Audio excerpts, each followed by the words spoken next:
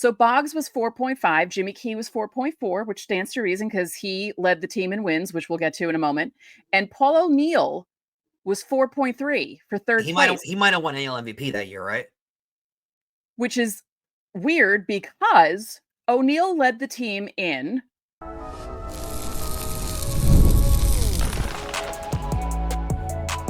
You are Locked On Yankees, your daily New York Yankees podcast. Part of the Locked On Podcast Network, your team every day. Welcome to Locked On Yankees, which is part of the Locked On Podcast Network, your team every day. Thank you for making us your first listen every day. I'm Stacey Gotsulias. You can start the season with a big return on FanDuel. New customers can place a $5 bet, and you'll get started with $150 in bonus bets if you win your first $5 bet. Visit FanDuel.com to get started.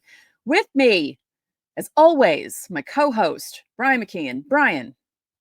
Stacey, happy Wednesday? Happy Thursday? I don't know what day it is anymore.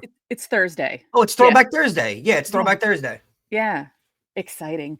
Before we get started with Throwback Thursday, don't forget, subscribe to Locked On Yankees on whichever podcasting platform you prefer, or subscribe to our channel on YouTube, or let's say subscribe to our channel on YouTube. Subscribe as many places as you can. Thank you. Like our videos, hit the bell so you're notified when our videos go live.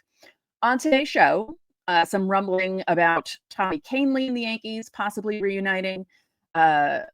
Some more stuff about Juan Soto was leaking, I guess, on Wednesday. We'll discuss that.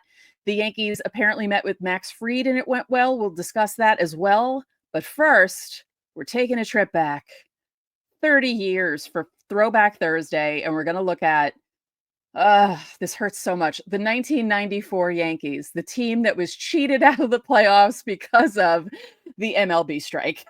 I think this is my favorite year that I wasn't alive for. If you could have a favorite year that you weren't around for, I think this is my favorite year that I wasn't around for. Also, you missed a lot. I know. Yeah. And to add into the start of the show, send us your Spotify Wrapped. If Locked On Yankees is a part of your Spotify Wrapped, I'd like to share some of those on my social media too, because I am not a Spotify user. I am an Apple Music listener, so I don't get my Wrapped sent to me every year, which is kind of a bummer. But send us your Spotify Wrapped because we'd like to see that too. Well, speaking of Spotify Wrapped, here's Spotify Wrapped for us on Locked On Yankees. It's pretty good. It says you spent 525,600 minutes this year complaining about Aaron Boone. That's all? I know. That's what my friend said when I posted it. He's like, that seems a little low. But yeah. All right. So 1994 was a big year in New York. You had the Knicks going crazy in the spring and summer. You had the Rangers winning the Stanley Cup. You had the OJ stuff going on. It was there was a lot of 1994 was really like a cultural reset, and things like really went in a strange direction in 1994. I turned 20 that summer. That was a very interesting year. And the Yankees, for the first time in a long time, were doing really well. And you could see, even in like June or July, you thought to yourself, wow, okay, looks like these guys are going to make the playoffs. This is really cool because it hadn't happened since 1981. And then the strike happened. So they ended up being 70-43. And remember, this was pre-wild card. That didn't happen until the next year. So it would have been East-West in the CS and then the World Series. So at that point, basically, people were thinking they were just going to make the World Series. Like they figured they were going to get into the championship series, win it, and then face Montreal in the World Series because who would they have probably played in the CS? Oh, that's a good question because I didn't even. Not that it matters. Not that it matters. I don't know who was, who was good or what at that point, but I'm just curious of who they would have wound up playing at that point. Like who was also good in 94. I know the Expos and the Yankees were both outstanding though. Yeah. Let's check that out because I was looking up like their head-to-head with certain teams, and they were 9-0 at that point against Cleveland. Oh, wow. Which is crazy to think about. And then the worst team, or the worst record that they had, was against the White Sox. They were 2-4, so they only played them 6 games. Okay. So I love see. these names on this team, though. It's outrageous. Oh, yeah. We'll get into that in a second. The Rangers, the West Division was awful because every team was under 500, which is crazy to think about. When does that happen? I love looking at the division structures too, because I love how many people are unaware of the divisions structure at that point. Like the Detroit Tigers were in the same division as the Yankees. Oh, yeah. Which is so crazy to think about. There was a point when the Brewers were in the Yankees division. The Yankees and the Brewers played a lot on my birthday for some reason. Like they always met the end of August, which I thought was strange, which is so funny because now the Yankees and the Brewers barely ever play, it feels like, but it's just so funny. Yeah, like they were like rivals at one point. Yeah, like it was like, so wild. It's so crazy. So this team, they were better on the road than they were at home, not by much, but it's kind of similar to 2024 squad. They were 33-24 at home, 37-19 on the road, which is pretty good. But let's get into the team leaders because this is what I find really interesting. Okay. And some of these numbers are absolutely bonkers. So Wade Boggs led the team in WAR, which is, wow. He did well. He had a 342 average, which wasn't the highest batting average on the team, by the way. We'll get into that in a second. So Boggs was 4.5. Jimmy Key was 4.4, which stands to reason because he led the team in wins, which we'll get to in a moment. And Paul O'Neill was 4.3 for third place. He might have won AL MVP that year, right? Which is weird because O'Neill led the team in home runs, 21. Okay. Runs batted in, 83. He had a 359 batting average in 103 games. Wow. He had a 460 on base percentage and 132 hits. So he was easily on pace for 200 hits, easily on pace for 150 RBIs. He had 100. It's in 103 games, and I'm assuming back then the Yankees had played 105 games at that point. Because these guys didn't rest like they do now. They played every day back then. So pretty much, yeah. Yeah. So what are you talking with O'Neill? Like how much rest did he have? He was on pace for easily 120 RBIs, easily. Yeah, he was insane that year. Like it was absolutely insane what he did that year. Pitching side, Key, like I said, led in wins. He had 17. He led the league with 17 wins, by the way. His ERA was 3.27. The best reliever on the team was Steve Howe. His ERA was 1.80. He had 15 saves. Now, the interesting thing, toward the end of the season, which ended August of 1994, I believe the last day was August 12th. How did that get announced? Was that because there was no like Twitter or social media? Was that did they tell everyone this is the last day of baseball? Like how did that work? They knew that they were going on strike. Like there was a date. There was like a deadline for things to happen. So we knew nothing happened. So you knew it was the last day. I'm going to tell a story. So August 9th, 1994, I went with my parents and my brother to a game at Yankee Stadium. The night before, they walked off against Baltimore. On this night, they honored Phil Rizzuto before the game. Wow. Joe DiMaggio was there. That's cool. Jack Nicholson was there. That's really cool. We were sitting not far away from him either. The crowd was chanting, "Don't go on strike, don't go on strike." The Yankees ended up losing 6-5. And what's a bummer is they had something going in the bottom of the ninth. Luis Polonia got a single. He stole second when Pat Kelly was up. Pat Kelly hit a sacrifice bunt. So 1 out and a runner on third, at least to tie the game. And then Bernie hits an unassisted ground out to first base. And then Wade Boggs hits a ground out towards first base that the pitcher picks up, throws to the first baseman, ends the game. Lee Smith gets the save. Jamie Moyer gets the win. Jim Abbott gets the loss. Wow. Lee Smith, by the way, just to throw in an undeserving Hall of Famer, but like he's one of the guys that got in because of the Veterans Committee vote, but go on. Yeah.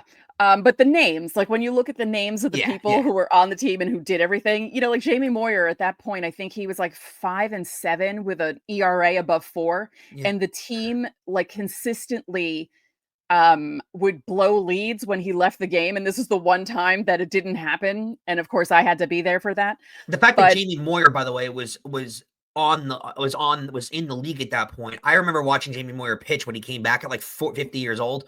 It's crazy to think about. Yeah.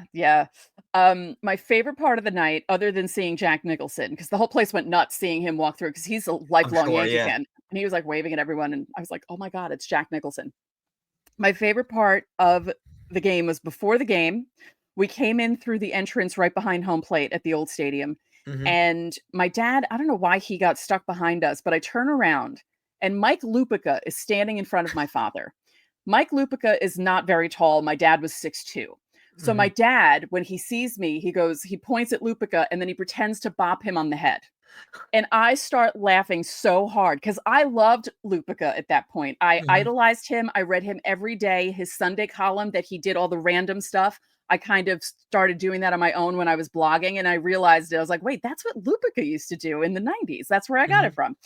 So I thought that was really funny. But everyone was chanting, don't let the strike happen. Don't let the strike happen. And then it happened 3 days later. So after it started, the consensus was everyone was bummed that it ended that way because this was the one chance so far that Don Mattingly had to make the playoffs. Luckily, the wild card came into existence. He made it in his last season, but it's interesting to think about this. What if the strike doesn't happen? What if the 1994 makes the World Series? Maybe not wins it, but makes it to the World Series. Yeah, I mean, what does 95 look like? That's what I'm saying. Yeah. 95 is different. Maybe they don't even play Seattle. Maybe they don't, like, you know what I mean? Like maybe they go further in 95 to where they don't have to do what they did to make the 96 team happen. And maybe the dynasty doesn't happen. Like maybe something different. There's so much to think about. Who knows? George might keep a lot of the veteran players in the 94 team and try to he's like, oh, they won once. So why don't we try and see if we can keep winning? Like, might have got rid of the youth at that point. You have no idea what would have happened. Right. They probably could have won the World Series that year, though. I mean, this team was unbelievable. Because the other thing was, Showalter gets canned after 95, but if he has a World Series appearance and then 95 happens, there's no chance they're firing him. Yeah. I don't think they're firing him. So then Joe Torre doesn't get hired. So there's a whole bunch of stuff that could have been. We could have done this for What If Wednesday, but it's Throwback Thursday. So there's your history lesson on 1994. But fun facts, just quickly. Number one movie in August of 1994 was Forrest Gump. Not shocking because it was, number one from the time it came out in July. And the number one song on the pop chart the week that last game happened was Stay, I Missed You by Lisa Loeb and 9 Stories from the movie Reality Bites, which was bigger in early 94 because that came out winter. Yes, the Winter Olympics in Lillehammer were happening when I went to see Reality Bites in the theater. I wonder what the top rock song was. I'm assuming it's something off of Dookie by Green Day. That was the big album that year that came out. What I find interesting too is I'm curious to get your opinion on this before we go to the break. What was the concept? Like, did the Yankee fans look back on that year and not really appreciate it? Because I know there was that classic quote everyone used to talk about, that baseball season didn't start until the Knicks were eliminated. And the Knicks went all the way to the NBA Finals that year. The Rangers won the Stanley Cup. That went into late June. So if that goes into late June, the season ends in August. You really only have people that are involved with baseball for a month and a half. What was the consensus around the Yankees? Because it's not like the Rangers and Knicks were terrible and people were into it in April. Well, it was I know more back like then the Yankees were not the top team in the city because dynasty hadn't begun yet. They weren't as popular. The Knicks and the Rangers were definitely way more popular than the Yankees at that point in time. So did people appreciate the 94 year? Oh, yeah. No, they did, because they saw what the Knicks and the Rangers did, and they saw how well the Yankees were doing, and they were thinking to themselves, oh my God, we have a chance to see our baseball team make the World Series. Like, people were thinking World Series. Now, is there a chance when they called the season in August that they were going to return like September or something? Was there a thought that could happen, or? I think people were hoping. I think people were hoping it would happen, but I think they knew it wasn't going to happen. It's insane. It really is, because I mean, this is that screwed up baseball a really long time. Like, people were pissed. I mean, there's so many great theories out there on it. I'll sit here and tell you, I think the Yankee dynasty combined with that conspiracy, there's a conspiracy theory out there that I kind of believe that baseball knew the steroid era was going on. Of course they did. And they turned the other way because they were struggling because of the strike in 94. They were struggling popularity wise, and they needed the home run chase in 98. They did. So they kind of let it happen. And that, coupled with the Yankees being a dynasty again, really helped them get their popularity up. So they kind of just let it all happen without really stepping in because they needed it to happen, which is so fascinating. The only reason they went after the steroid guys was because of that stupid Mitchell report and the government getting involved. Baseball didn't care. Bud Selig was basically sticking the needles into them. Please, he didn't care. And then all of a sudden he did care. Incredible. That's why you're seeing on Hall of Fame ballots, a lot of people are voting for guys like Manny and A-Rod because they're like, well, if Bud Selig's in the Hall of Fame and he let all this stuff happen, who cares? Yeah, I mean, well, David Ortiz got in for being cool, so. Yeah. Don't forget, subscribe to the channel. Hit the like button on our videos. Hit the notifications so you know when our videos go up. You can join the Locked On Yankees Insiders Club as well. The link is in the description. You'll get texts from us. Text us questions, comments, reactions to the trades, or reactions to the show. I had someone doing that. She sent 4 texts in a row. I'm like, wow, you are dedicated. Thank you. She was like leaving comments about the show.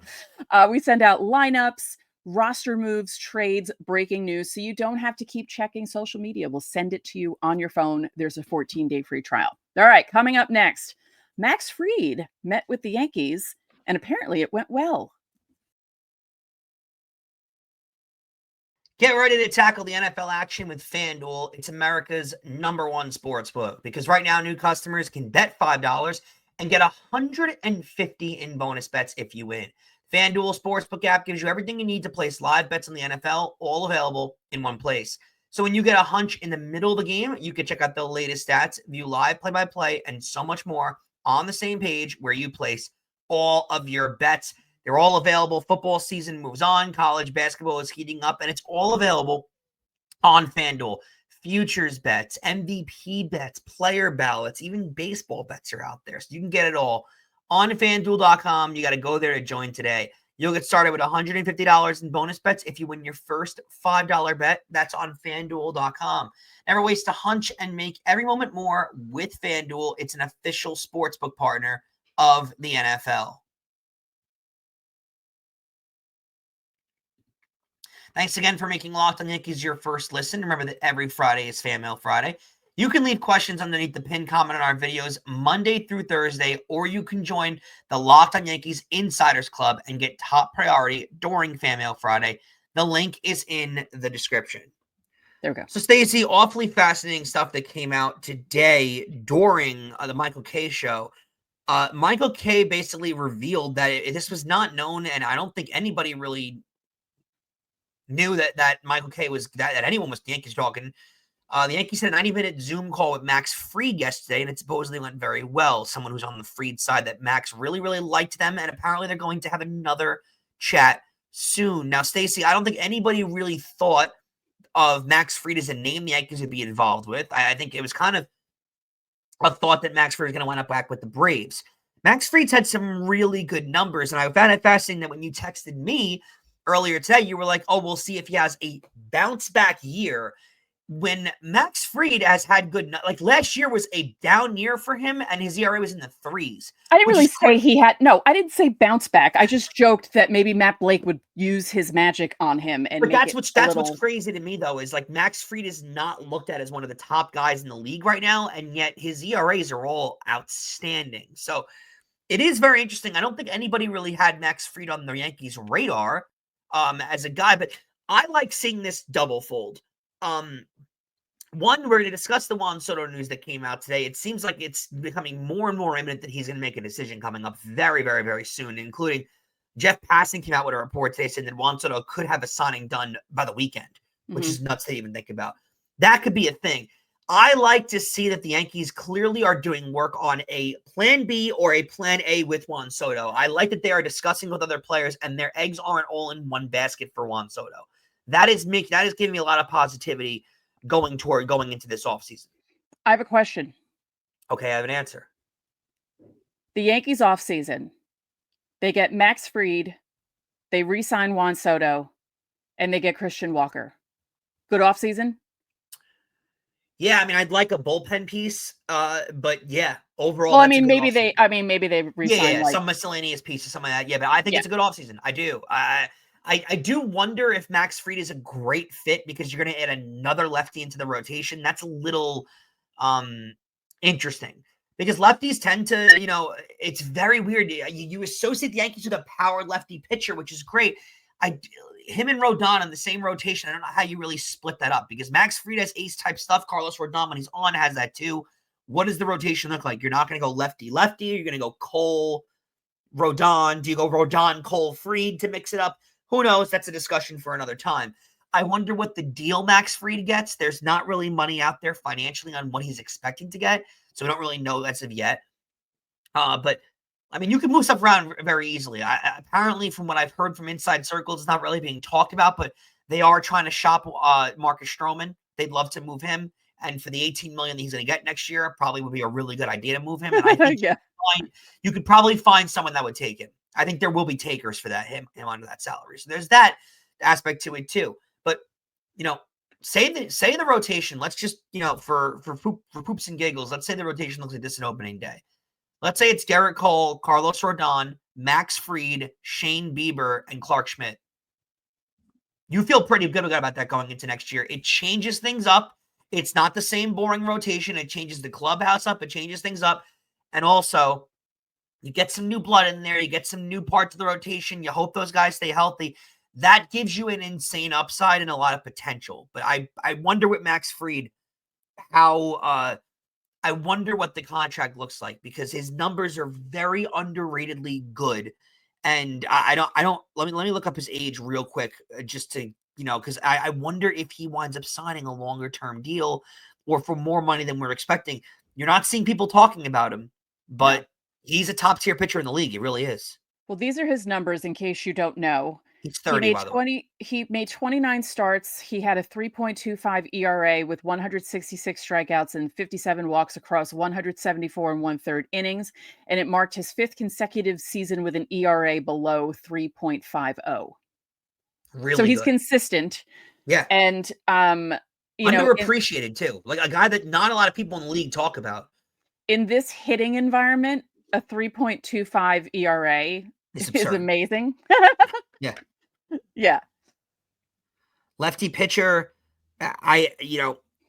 Two-time All-Star, All MLB first team in 2020. There's something to be said about a pitcher like this. It's just, I find it really strange because it's not like it's an insanely strong pitching market. And I got to be quite honest with you. I didn't fully realize until a few days ago that he was a free agent.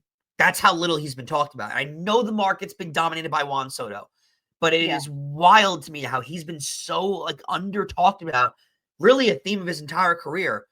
I don't think this would be a crazy bad signing. And I love that the Yankees I love that there's news that they're involved in other players and talking to other players while the Juan Soto stuff is going on. I absolutely love that. Yeah.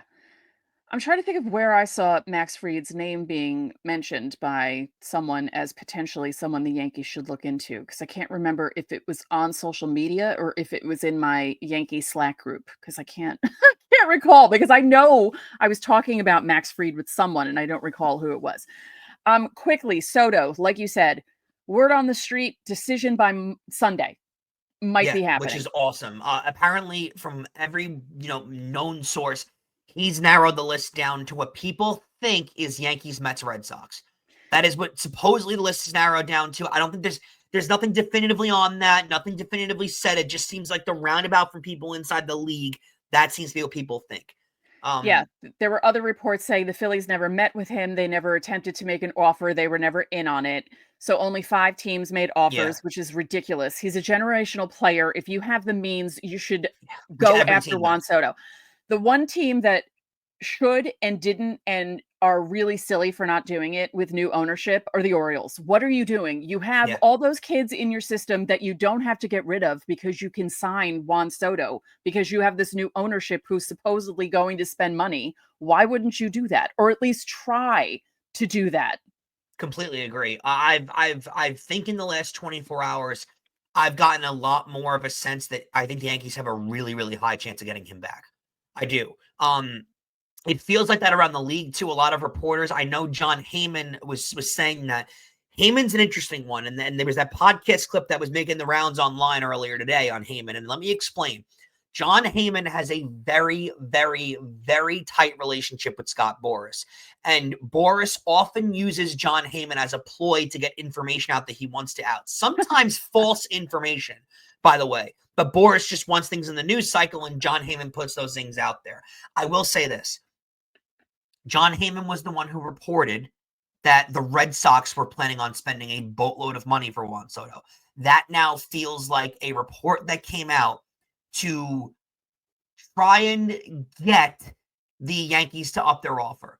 Apparently, John Heyman was saying earlier today, the Yankees' latest offer topped both offers from the Mets and the Red Sox. Now, everyone anticipates the Mets to go over the Yankee offer, but still, the Yankees have topped the next offer. Apparently, also, John Heyman was talking about Juan Soto loves being in New York. He apparently loves New York. He loves the clubhouse, which is something that kind of storyline has not been out there yet. Now, I don't think anyone thought Juan Soto had a poor time in New York, but certainly no one ever was saying that he loved the clubhouse and loved New York.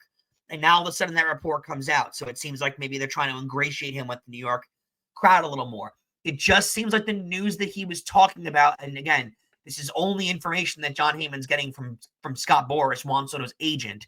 It just seems like everything started shifting a little more Yankees than it did Mets. It was also the report out there that Juan Soto is very receptive to what it means to be a legendary player in a Yankee uniform. And we've been saying it all year. There is something about being a Yankee and being in the Baseball Hall of Fame with Yankee pinstripes on as opposed to any other uniform. There just is something about it. So, and I think Juan Soto realizes that. So there's a lot that goes into this. There certainly is, but it feels like over the last 24 hours, the Yankees have made significant headway on the Juan Soto signing. Yep. All right, coming up next, conflicting reports about Tommy Kahnle, and it has to do with John Heyman. So we're going to discuss that. Yeah.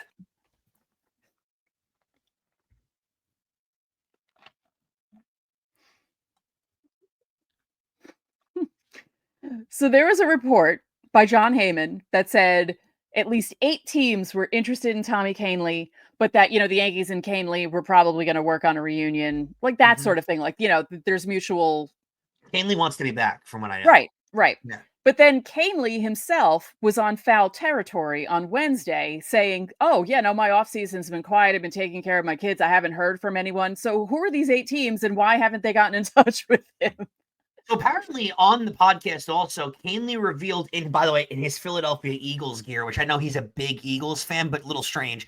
Kahnle revealed, not Kahnle that revealed, it was leaked a little before the podcast came out, that Kahnle has been offered 2-year deals from people, and the Yankees only offered him a 1-year deal. So it's really going to come down to, does he want to stay with the Yankee? And they asked him that question straight up on the podcast and said, I forgot the team they used, but it was, I don't know, so I don't want to quote it, but there was a team that I believe it might have been San Diego, but regardless, there was a team they used where they said, blank team offers you, same AAV, they offer you a 2-year deal, the Yankees offer you a 1-year deal, what do you do? And Kahnle danced around and didn't really give an answer because, I mean, how stupid could you be to give an answer at that point? He's negotiating contracts at the moment, so that would be really dumb of him. And his agent definitely told him don't say anything. Isn't it former players who host foul territory? Yeah. Why would they ask that? They know he can't say anything. Because they don't care. They're removed from it. But regardless, I do find it interesting the answer that he gave. I do find it interesting the way that he danced around it. I think genuinely he wants to be a Yankee, and I think the Yankees know that. And I think the Yankees taking advantage of him in that sense. They know he's got 2. These teams all know what the other offers are. And I think they know he's got a 2-year deals on the table. And if Tommy Kahnle basically said it would come down to, my wife, what she wants to do, what my parents think is best for me. I know he has a home in New Jersey. I know he lives in the area. I know he's from the area. I know his wife likes living in the area, and I know they want to raise their children in the area.